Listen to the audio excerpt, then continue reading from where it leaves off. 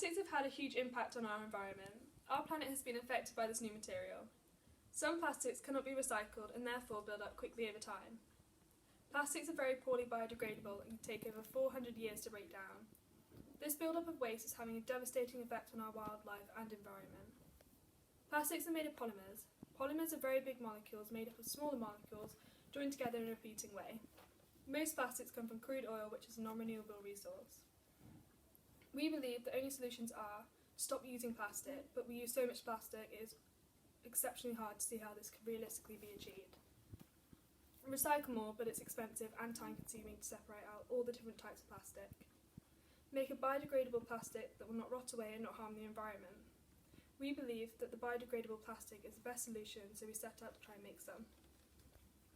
Waste food is also a massive problem. 33% of all food that is produced for humans is wasted. The annual value of food wasted globally is $1 trillion and it weighs 1.3 billion tonnes. All the world's nearly 1 billion hungry people can be fed on less than a quarter of the food that is wasted in just the US, UK and Europe.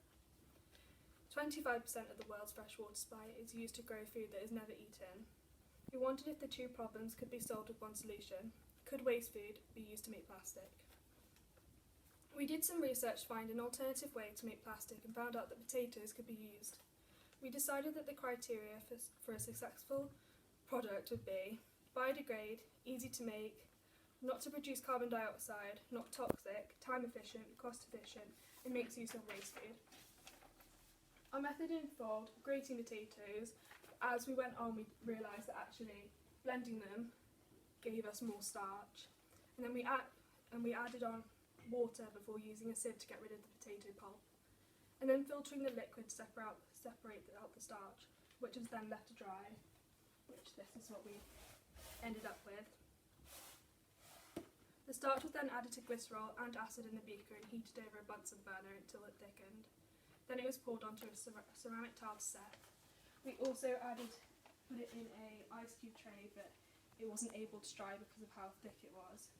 So we decided to stick to it being on a ceramic tile, and were also able to make a big piece of plastic, which we are planning to make stronger as we improve our investigation. At first we had difficulty making any plastic, but we kept trying and eventually got a method that worked. We then tried using different acids to see how it affected the property of the plastic. The acid that we tried were ethanoic, citric and hydrochloric. We also tried one with hydrochloric acid and no glycerol. This is very brittle, so we can see why glycerol is used, as it makes the plastic softer and more flexible. We did some research and found out that the acid makes the starch molecules join together to make a big polymer molecule that's stacked together tightly. However, when glycerol is added to small glycerol molecules, stop the polymer molecules from packing together so tightly, and so allows them to move slightly or flex when put under stress.